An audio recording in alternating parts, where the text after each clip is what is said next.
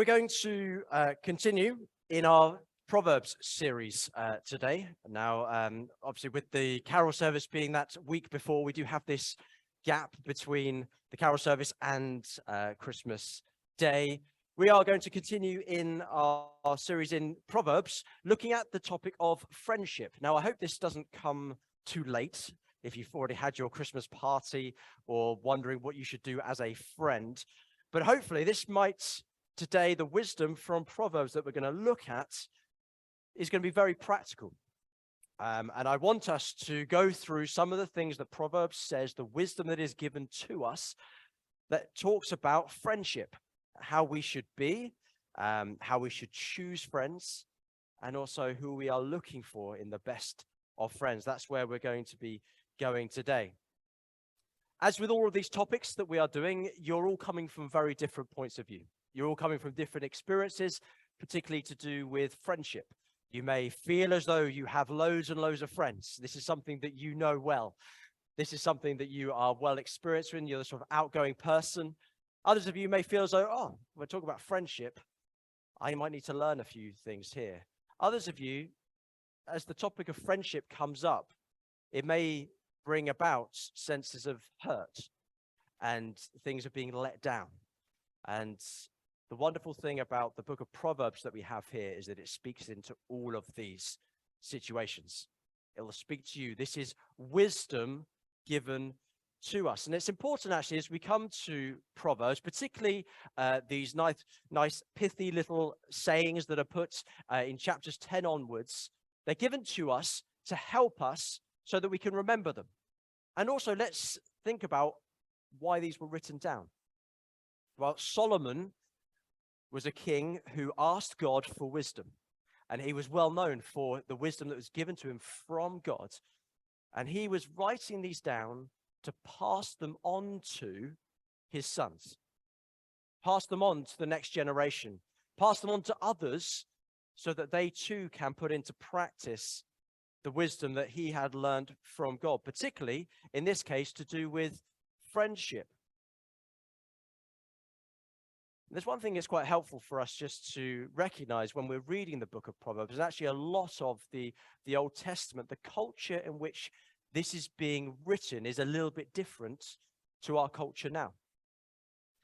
Our culture would be known as one that looks at guilt and innocence. That's how we define a lot of things. It's very individualistic. Therefore, when we are learning about things like friendship, or even as we've done money, we're looking for the right and wrong. You know, how does it relate to me? What can I do either to be right or wrong?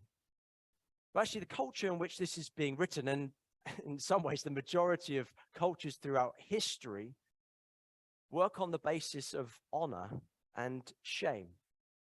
So actually, as Solomon is writing this down, and as his sons are reading this, and then as future generations are reading it, they are looking at this, not looking to see how can I be the best that I can be for me.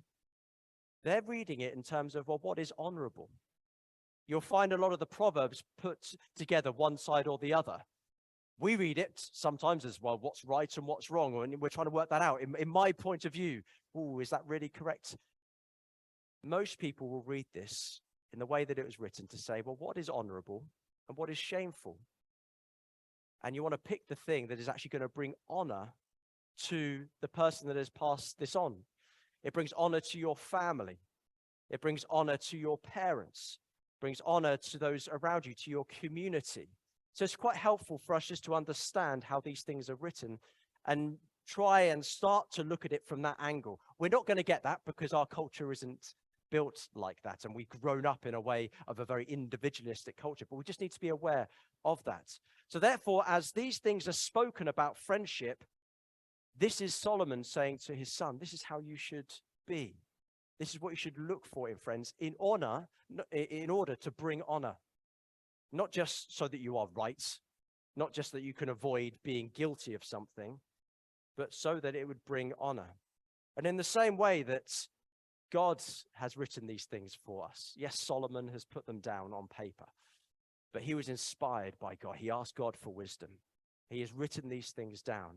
And then the same way that a father was writing to a son, we can also hear these things from our Heavenly Father. Not trying to work out, is this right or wrong? No, we're hearing the wisdom from our Father and saying, well, what do we want to do in order to bring him honor so that we will not bring shame upon his name? So I don't know how much you've thought about your friendships or how you build friendships, but actually in some ways it's the sort of thing that just kind of happens. Well, that's what we think anyway. You will be shaped on how you build friendships, how many friends you have, by your own experiences, and also by the culture in which you have grown up in. And most of that actually will be things that we see. Maybe just people around us. We work out what works best. How can I be popular? How can I make sure I have good friends? Or you may have been influenced by things you've seen on TV, films. I'm of the generation which had a whole TV series that was called Friends. And many of us, without realizing it, will have our whole kind of view of what friendship looks like based on what our culture tells us.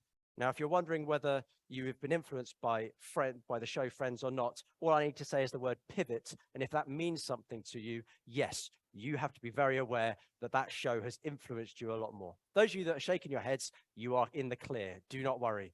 You can go on and look and see what God says about this. Because actually, as we learn about friendship, it's not often that we turn to the Bible. Well, hasn't been for me all the time. You kind of work it out. But actually, the Bible has a lot to say about friendship. And therefore, let's come to it. Let's hear what God says, and let's put it into practice so that we can bring honor to him.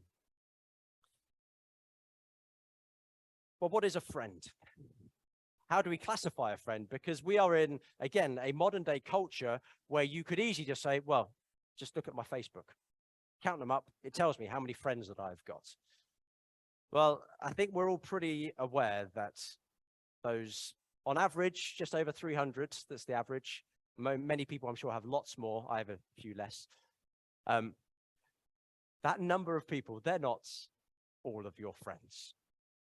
For me, they're people that I've known throughout my life. I may have worked with them, I may have grown up with them, and you've just put them on there and just to keep up to date sometimes. The majority of them, you'll never hear anything from. If you're a friend with me on Facebook, you'll never hear anything from me. But you could say that those are all of my friends. Surely it's got to be more than that. And thankfully, the Bible is not talking about just racking up numbers of friends. Friendship and relationship is at the very heart of who we are as human beings. It's how we have been created. It's also something that has been ruined by our sinful rejection of what God has said. And also, therefore, it is something that is being redeemed through what Jesus has done for us. It's very important that we understand that. Things that God has created that we ruin through our rejection, through our sin. Actually, those are the things that Jesus then restores and redeems through what he has done. So as we go through today, I'm just going to pick out the proverbs that relate to friendship. And I want to lay them before us, and we'll have time to think through them. Maybe this week you can also think about their application for you. And then we're going to finally look at the best of friends. Because Proverbs, as we've said before, points to Jesus. So as we're reading these things, as we're understanding a little bit about what it means to be a good friend, and also how we choose friends, we need to remember this ultimately is pointing us to Jesus. Because friendship is very important.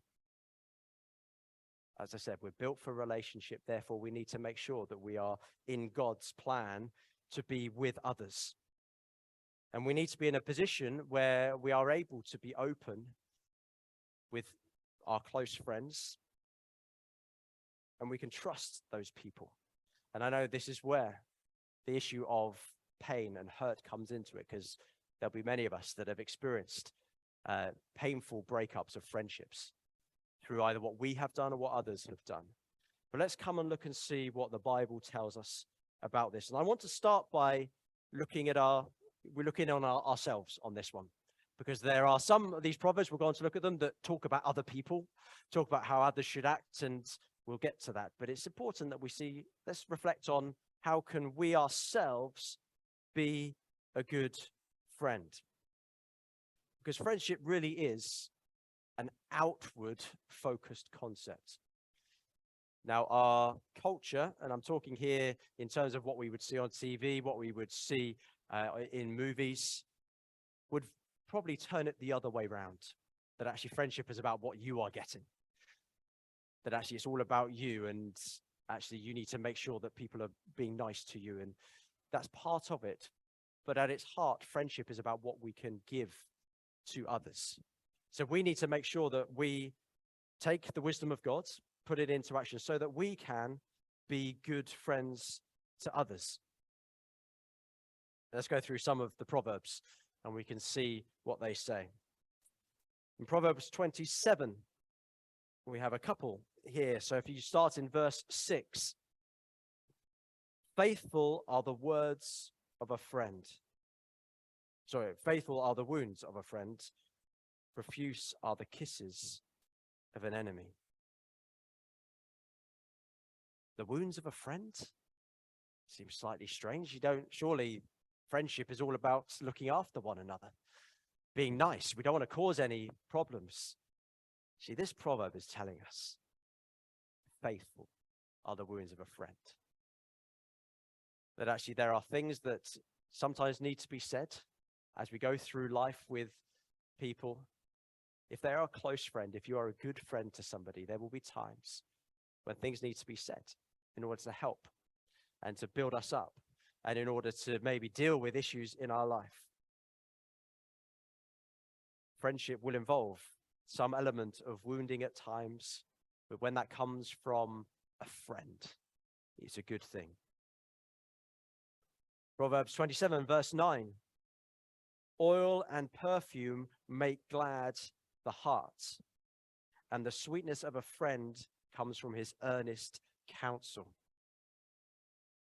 Oil and perfume make the heart glad. That's a good point to note if you are struggling for Christmas presents this year.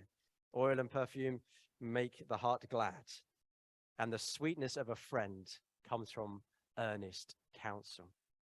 In order to be a good friend, being able to share with others, earnest counsel isn't just throwing out a few one-liners. Earnest counsel is sitting down, listening, understanding the situation, being able to offer advice if asked for. But as we know, a lot of the time, sitting and listening, understanding where someone is coming from, that's important. So the sweetness of a friend comes from earnest counsel. And then verse 10, do not forsake your friend or your father's friend, and do not go to your brother's house in the day of calamity. Better is a neighbor who is near than a brother who is far away. I say these proverbs that are written help us to be able to remember these things and bring certain situations to light.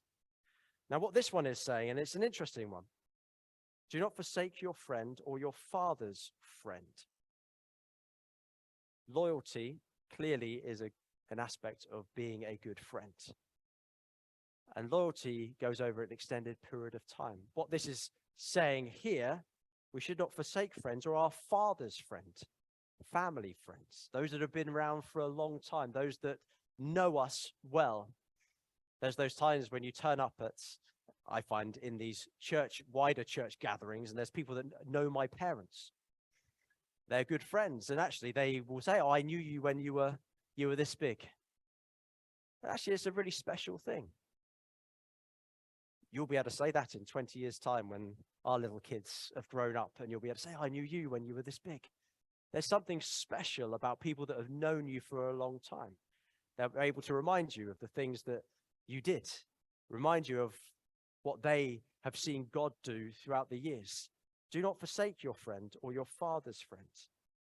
It's interesting here. It says, do not go to your brother's house in the day of your calamity. Better a neighbor who is near than a brother who is far away. Now, after the new year, we will look at the whole issue of family and relationships within the family, and they are very important. This proverb here isn't saying that it's bad, but it's saying that don't just rely upon family relationships that are a long way away. Because particularly in your day of trouble, your day of calamity, Solomon is saying to his son, you need to have neighbors that are friends. You need to have people that are nearby that you can go to when things get tough. It's better a neighbor who is near than a brother who is far away. So build friendships with those nearby. Be those that are close to people nearby. That may be neighbors on your street, but that may also be people that you see regularly. Do not forsake your friends or your father's friends. Be loyal friends. Now, these next two proverbs are quite good ones. They're actually ones that you may be even able to reflect on yourself, but also you may know other people that maybe haven't followed these ones. Proverbs 25 and verse 17 says this. In order to be a good friend, it says, let your foot be seldom in your neighbor's house, lest he have his fill of you and hate you. This is wisdom passed on from Solomon to his son. We're not entirely sure whether this is from experience, either that he has done it or someone else has done it to him. But what this is saying, in order to be a good friend, be considerate. Be considerate of others. It's better to not outstay your welcome. Otherwise, your neighbor may have his fill of you and hate you. So be considerate how much you're around other people. Yes, there are those special friendships where you enjoy each other's company. But as you develop, let's just be aware, be considerate. And also Proverbs 25 and then verse 20. Whoever sings songs to a heavy heart is like one who takes off a garment on a cold day, and like vinegar on soda. Now, it's a cold day. Anyone taken off their outer garments? You get colder. It's not a good thing to do. Those of you that have had the joy of a science experiment putting vinegar and soda together, it is explosive. There is a chemical reaction, lots of bubbles, and it goes a little bit crazy. Whoever sings songs to a heavy heart is like one that does those things. This is saying for us to be sensitive. As a good friend, you are sensitive to the situation. If someone has a heavy heart, your friend has a heavy heart, maybe singing songs, being very over the top and just, it's all fine, let's just be joyful. It's not always the right play. The wisdom that we have here is that if you do that, it can be like starting up a reaction. It may bubble over. Be careful, be sensitive to the situation, be sensitive to the feelings of others. Proverbs 17 and verse 17 pretty much sums up what it means to be a good friend. A friend loves at all times, and a brother is born for adversity. That whole issue there of a friend loves at all times. Coming back to love. And as we'll see as we go to the end, when we look at what Jesus was like and what he says to us, loving one another. Friends are those that love at all times. We need to be ones that are constantly looking out for the best in other people, putting them above ourselves, loving them, laying down everything that we have for them. That's what it means to be a good friend.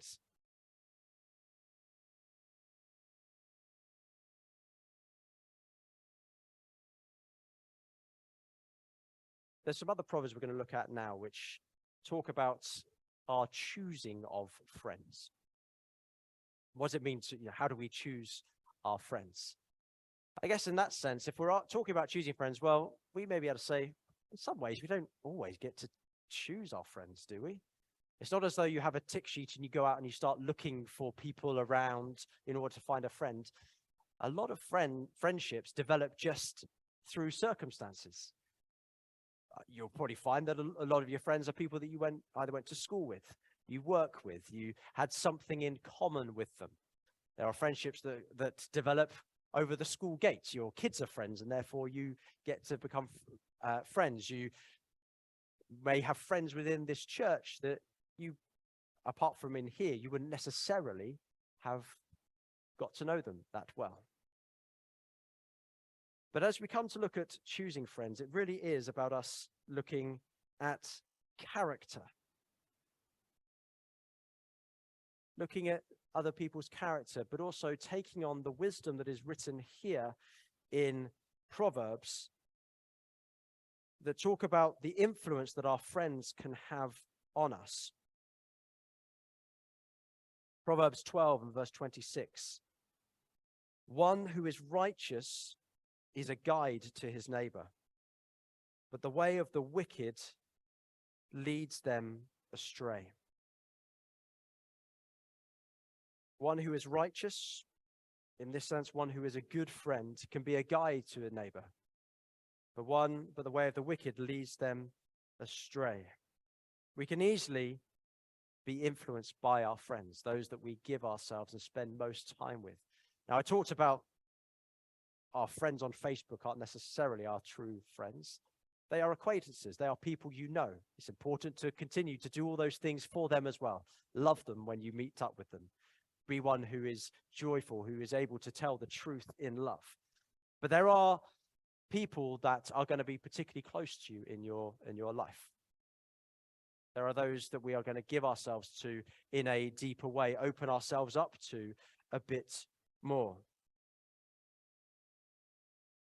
Not everyone is going to be your true and deepest friend. Sometimes we're looking for that, and you say, I need to find this best friend. Well, it just sometimes takes time. And we need to be good judges of character of others, but also of ourselves. But Proverbs 18 and verse 1 speaks to those of us who would sometimes appreciate just a little bit of time to ourselves. But it says this: whoever isolates himself seeks his own desire. He breaks out against all sound judgment. Friendships are important. Don't isolate yourself. Even if you've been through very difficult situations, even if you've been hurt by friendships in the past,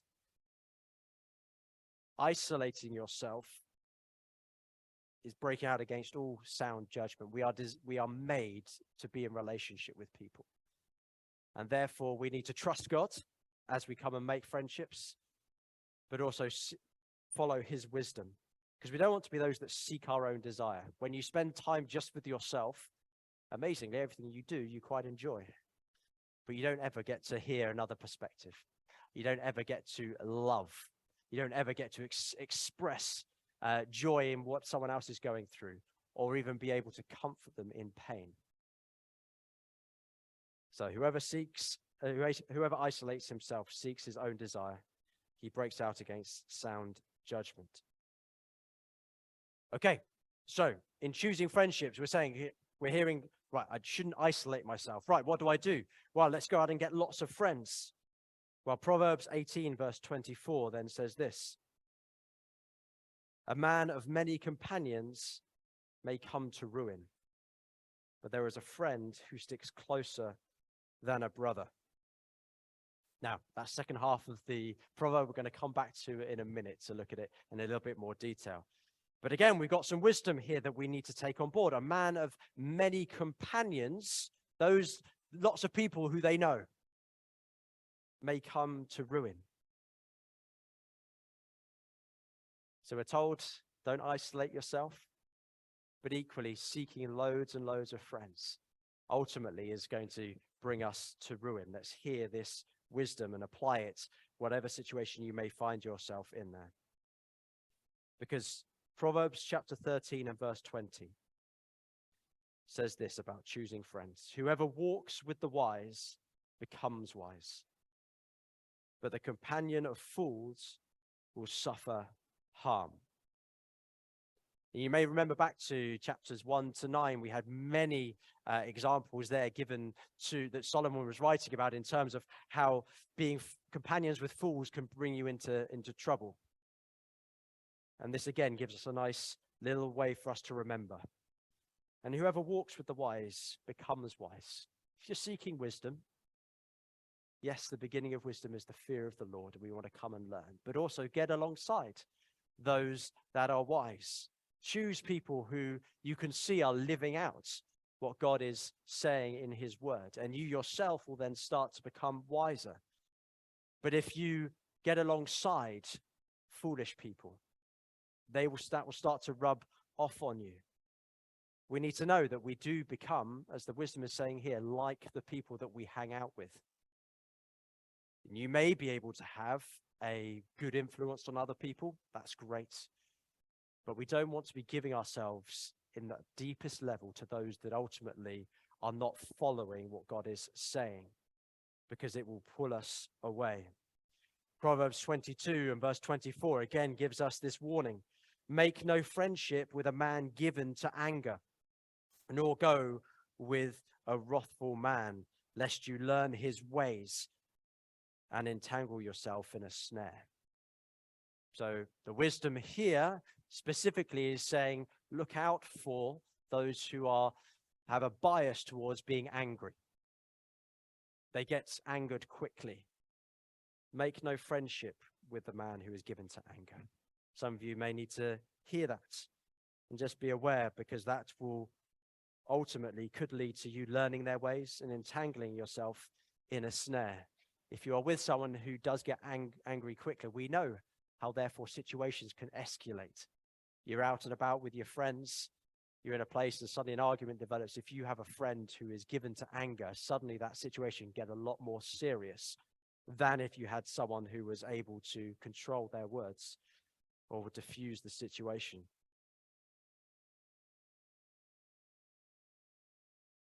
And just before we come to look at the most important part of this morning, as we come to look at what Jesus is like as the best of friends, it would be wrong of me not to highlight these 5 proverbs that actually do refer to money and friendship. Now, we looked at money for 3 weeks, which is great, what the wisdom that comes from here. But Proverbs does say a lot about friendship and money, and ultimately the dangers of basing a friendship on money. If there is some sort of dependency within a relationship which is linked to money, then actually it can be quite dangerous. Let me just read these out to you, and you can take these away, reflect on them, and see if they apply to you. It says this: the poor is disliked even by his neighbor, but the rich has many friends. We've already heard before that a man of many companions can come to ruin. Wealth brings many new friends. This is Proverbs 19, verse 4. Wealth brings many new friends, but a poor man is deserted by his friend. Many seek the favor of a generous man, and everyone is a friend to a man who gives gifts. Again, basing relationships upon what you can get rather than what you can give can lead us into difficulties. Because Proverbs then goes on to give us these other warnings. Be not one of those who gives pledges, who puts up security for debts. If you have nothing to do, or if you have nothing with which to pay, why should your bed be taken from under you? Again, if money is the basis of a friendship, and someone asks you, can you just help me out in this way? Can you be the one who actually backs me up on this debt that I'm taking on? When your friend can't pay, you are then the one who has your bed taken from under you, is the wisdom here. Again, in Proverbs 11, verse 15, whoever puts up security for a stranger will surely suffer harm, but he who hates striking hands in pledge is secure. There is wisdom in deep friendship that doesn't have its basis on money.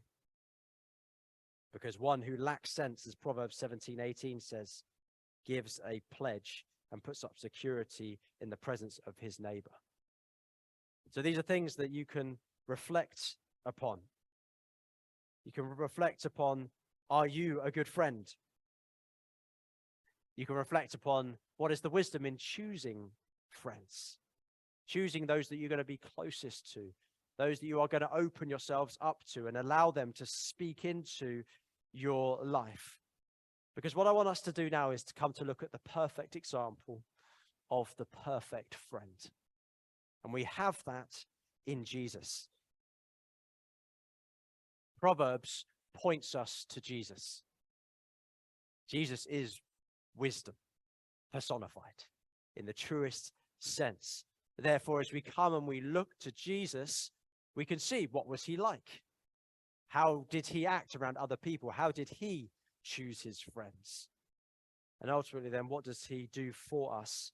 And what can we do for him? You'll be pleased to know that in Psalm 25, verse 14, we can link back into what we've learnt in Proverbs. Psalm 25 and verse 14 says, "The friendship of the Lord is for those who fear him. He makes known to them his covenant." The friendship of the Lord is for those who fear him. And what do we learn at the start of Proverbs? Beginning of wisdom is the fear of the Lord. It starts with us understanding who we are, who God is, having a holy fear of his amazing glory, his ways being so far above us. But the psalmist says the friendship of the Lord is for those who fear him. What a wonderful promise that we can have. And as we read in Proverbs 18, verse 24, I said we'd come back to it. The man of many companions may come to ruin, but there is a friend who sticks closer than a brother. I hope when you heard that proverb for the first time, and as you're hearing it now, there is that yearning within you. It may be that you know you have a very close friend who you can kind of say, yeah, I know what that looks like. You may also be thinking, I really wish there was somebody like that. A friend who sticks closer than a brother. A brother being someone who knows you really well. They've grown up with you.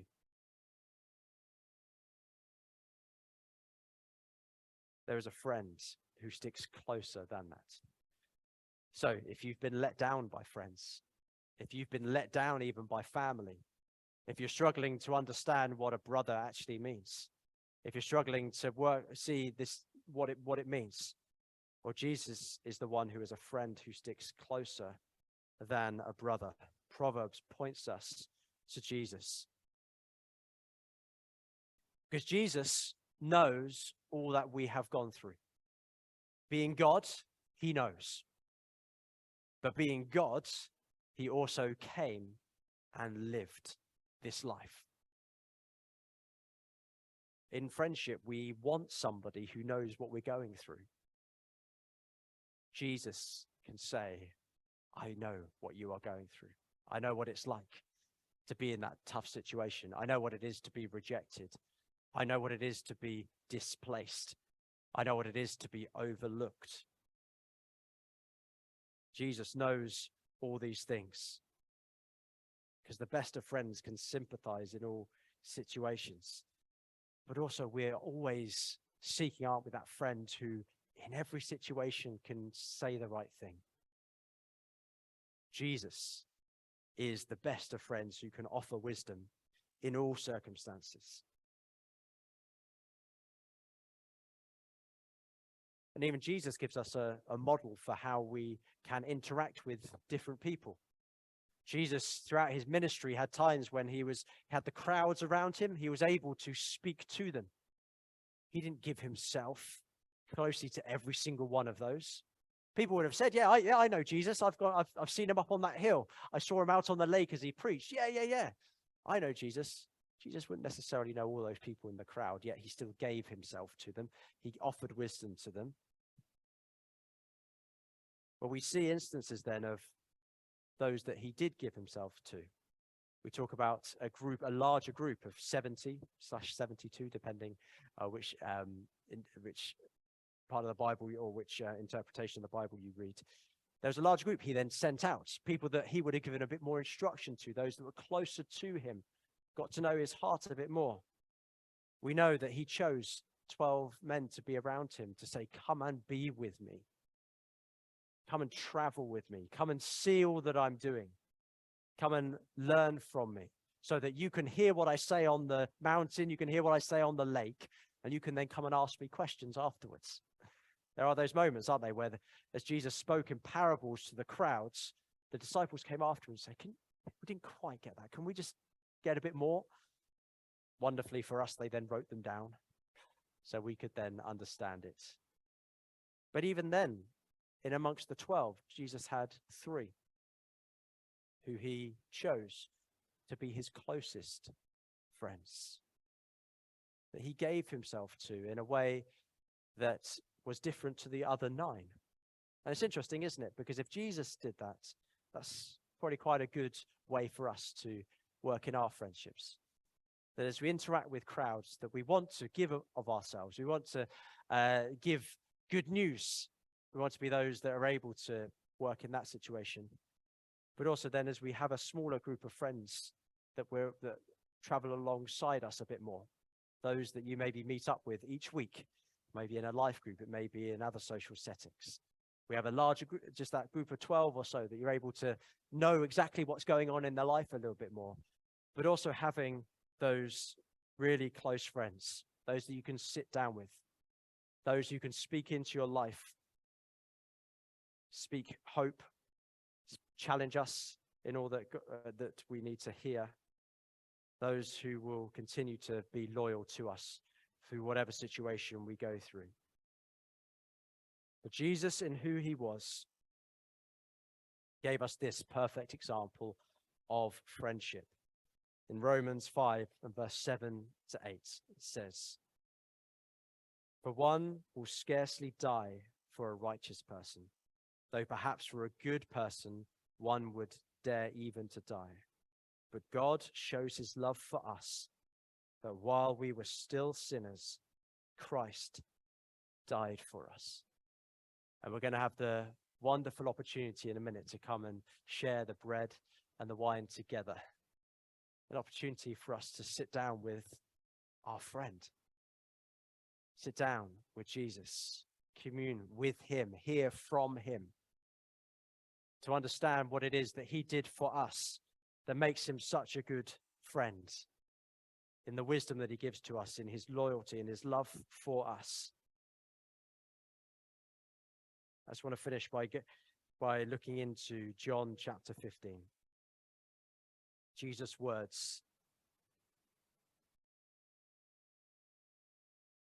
John chapter 15 and verse 12 through to 15. If you've got a Bible, it's helpful to maybe read it through with me. John 15, verse 12. "This is my commandment, that you love one another as I have loved you. Greater love has no one than this, that someone may lay down his life for his friends." Jesus said to them, "You are my friends if you do what I command you. No longer do I call you servants, for a servant does not know what his master is doing, but I have called you friends. For all that I have heard from my Father, I have made known to you. You did not choose me, but I chose you and appointed you that you would go and bear fruit, and that your fruit should abide, so that whatever you ask the Father in my name, he may give to you.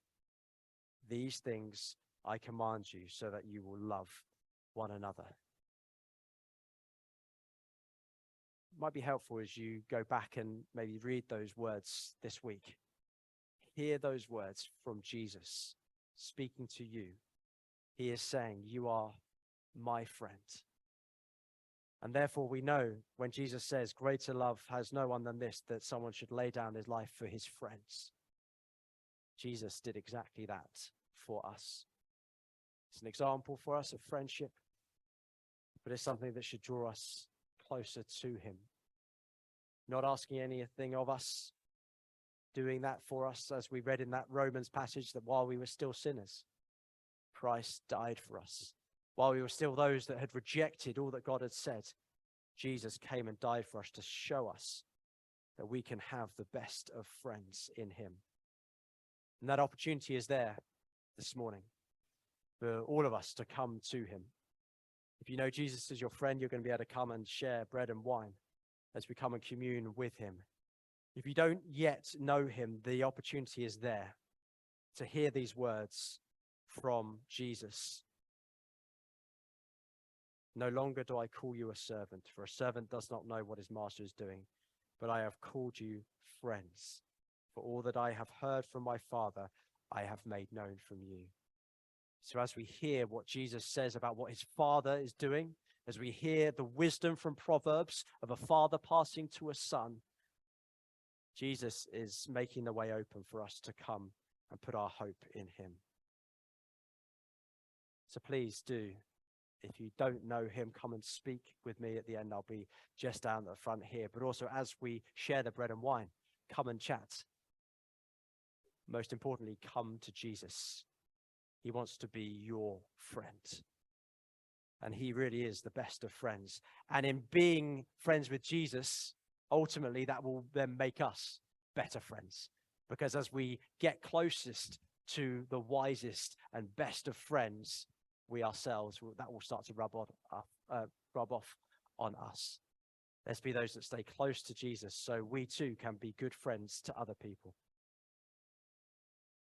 Let me come and pray, and then we're going to share the bread and the wine together at the end. And then, as Bob said, we've got an opportunity to spend a bit more time together downstairs over some food, chatting, getting to know one another.